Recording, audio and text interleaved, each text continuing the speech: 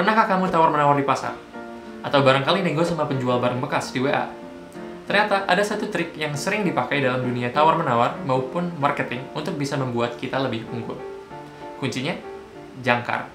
Mari kita bahas. Selamat datang di Putusin, bukan seri tentang mengakhiri hubungan toksik. Di episode kali ini kita akan membahas efek jangkar atau anchoring, juga disebut anchoring and adjustment heuristic.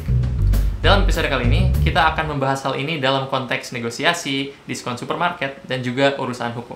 Oke, tapi sebelum itu ada salah satu contoh dari Green et al. Tahun 1998 yang sangat baik dalam menjelaskan fenomena ini di dunia donasi. Dalam penelitian ini, subjek ditanyakan, apakah kamu rela mendonasikan $5 per tahun untuk menyelamatkan 50.000 burung dari tumpahan minyak?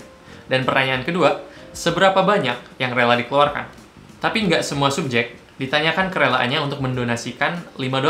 Mereka ditanyanya beda-beda. Tepatnya $5, $25, $60, $150, sama $400. Jadi pertanyaan pertamanya beda-beda. Dan ternyata jawaban dari pertanyaan kedua, seberapa banyak yang rela dikeluarkan, itu berubah menyesuaikan dengan pertanyaan pertama, yang bisa dilihat rata-ratanya pada grafik ini. Nilai 5, 25, sampai 400 di pertanyaan pertama itu dijadikan referensi oleh subjek, juga disebut jangkar. Dan jangkar yang lebih tinggi mendorong mereka untuk mendonasi lebih tinggi. Daripada ngawang-ngawang, jangkar membuat orang punya referensi, sebuah nilai, untuk mereka kemudian adjust, atau diubah dikit-dikit jawaban mereka, sesuai dengan referensi tersebut. Inilah contoh dari efek jangkar, yang pada intinya adalah bahwa penilaian orang terhadap suatu hal itu sangat mudah terpengaruh oleh informasi awal yang diterima. Layaknya perahu yang terikat jangkar, manusia juga cenderung terikat dengan informasi awal yang ia terima. Makanya hati-hati kalau nego. Dari studi Galinsky and Musweiler 2001, dibuatlah eksperimen negosiasi antara pembeli dan penjual. Di satu kelompok, pembeli lah yang memberikan tawaran pertama, suatu barang mau dibeli untuk harga berapa, yang cenderung rendah, yang namanya juga pembeli.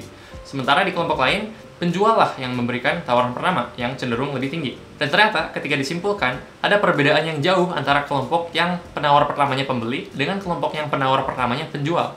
Inilah contoh dari efek jangkar. Tipsnya, sebisa mungkin jadilah orang yang memberikan tawaran pertama. Menariknya, dari studi yang sama, ditemukan bahwa efek ini tetap ada untuk negosiasi yang sifatnya langsung face-to-face maupun yang melalui email. Jadi, implikasinya adalah bahwa dalam negosiasi yang online pun, jadilah orang pertama untuk memberikan penawaran. Oke, sekarang karena kita udah tahu prinsipnya, bahwa tawaran pertama itu cenderung lebih menguntungkan, kita akan coba bingkai suatu konsep membeli sesuatu di toko sebagai suatu negosiasi atau proses tawar-menawar. Bedanya, proses tawar-menawar ini itu cuman sepihak, pemberian penawarannya satu pihak. Oke, bayangin diskon. Tawaran pertama itu harga asli, yang kemudian ketika didiskonkan itu menjadi tawaran kedua atau harga diskonnya. Dan karena jangkar kita udah ada pada tawaran pertama atau harga yang lebih mahal tadi, kita cenderung melihat harga diskon sebagai harga yang lebih make sense.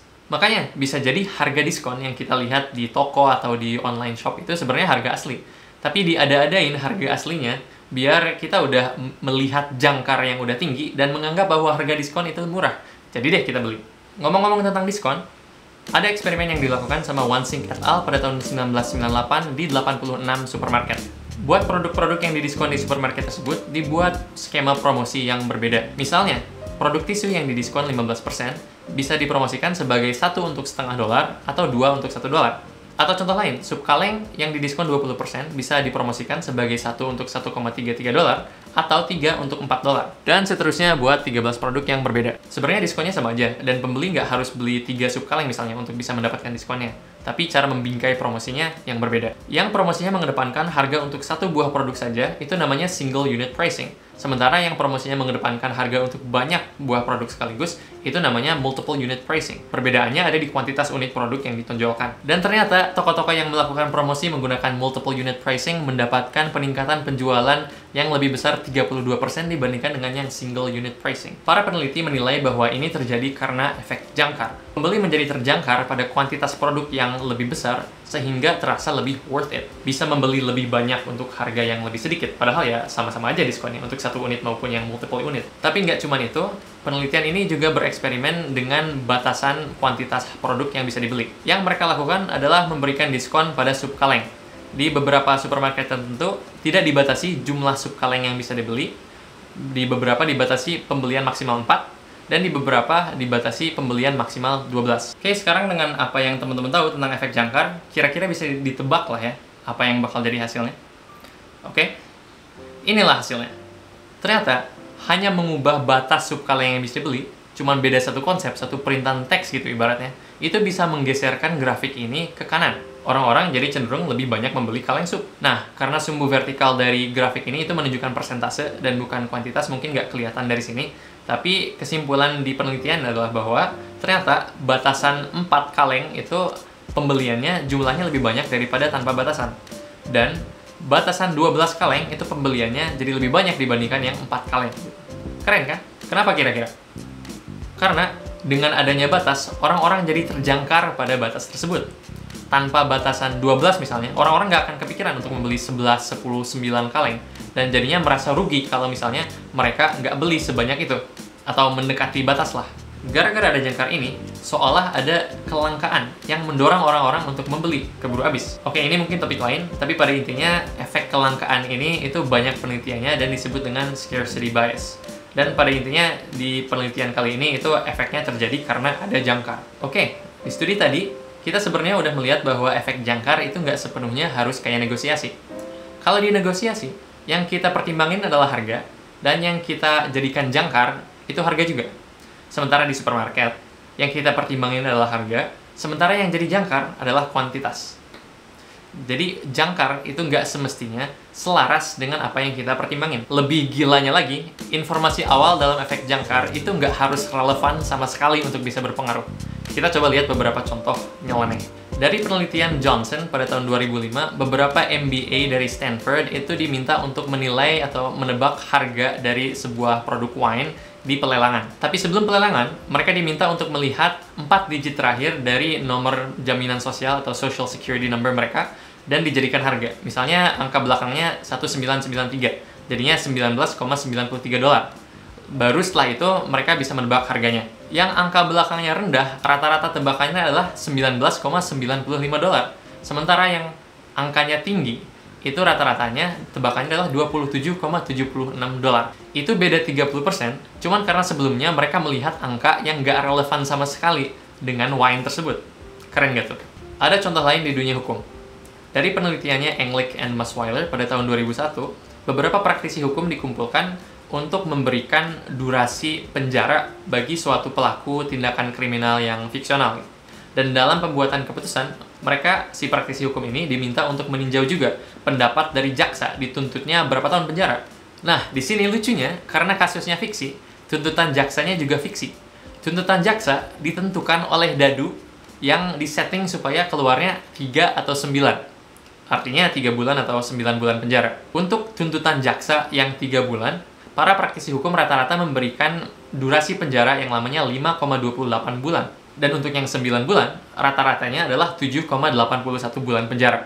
Padahal mereka tahu bahwa dadu itu nggak relevan sama sekali, tapi tetap saja berpengaruh. Jadi lengkapnya, efek jangkar menjelaskan bahwa penilaian orang terhadap suatu hal sangat mudah terpengaruh oleh informasi awal yang diterima. Meskipun informasi tersebut jelas tidak relevan. Hebat kan otak kita, dan nyeremin juga kalau dipikir-pikir. Semudah itu untuk ditipu. Jadi wajar kalau timbul pertanyaan, gimana sih caranya biar terhindar dari jangkar? Emang siapa sih yang pengen ketipu? Sebenarnya caranya simple. Kita nggak bisa terjangkar kalau kita udah terjangkar duluan. Lawan jangkar dengan jangkar pribadi. Jangan pernah masuk ke dalam suatu negosiasi dengan mindset terserah. Baiknya pada awalnya kita udah punya bayangan referensi jangkar pribadi dulu. Seberapa sih harga yang make sense buat aku? Dan nggak bisa ditawar lagi. Jadi meskipun pihak lain itu nawar duluan, kita udah nggak bisa terefek sama jangkar mereka. Dan sebelum tergiur sama diskon atau disuruh minta hukuman ke orang lain, kita harus pertimbangin dulu suatu referensi. Ini kira-kira make sense gak ya? Dan dengan begitu, kita bisa membuat keputusan yang lebih jernih dan lebih tidak terpengaruh oleh orang-orang yang mungkin punya maksud terselubung dengan memberikan kita jangkar. Oke, kita telah mendiskusikan efek jangkar. Yeay! Intinya adalah bahwa informasi awal itu berpengaruh pada keputusan. Selain contoh-contoh yang kita udah bahas dalam video ini, sejauh ini, ada juga banyak contoh lainnya. Misalnya naruh barang-barang yang lebih mahal di depan toko, biar kelihatan di awal lebih mahal, lebih tinggi referensinya, di dalam toko lebih terlihat murah. Atau enggak, ini juga alasan kenapa menu minuman pada menu itu ada di belakang. Karena kita udah kelihatan yang mahal-mahal makanannya terlebih dahulu. Atau contoh lain, riwayat performa murid secara historis itu bisa menjadi jangkar untuk seorang guru memberikan penilaian subjektif terhadap tugas esai gitu misalnya. Dan seterusnya. Boleh juga nih ditambah di kolom komentar. Kira-kira apalagi contoh dari efek jangkar? Dan bagaimana ia berpengaruh dalam kehidupan sehari-hari kamu? Intinya, hati-hati dengan jangkar dan gunakanlah ilmu ini dengan bijak.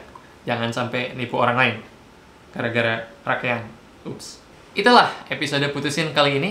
Bulan depan, bulan Februari, insya Allah di episode berikutnya kita akan menjelaskan persepsi manusia terhadap kerandoman. Aku Rakian Radia, let's make better decisions. Terima kasih.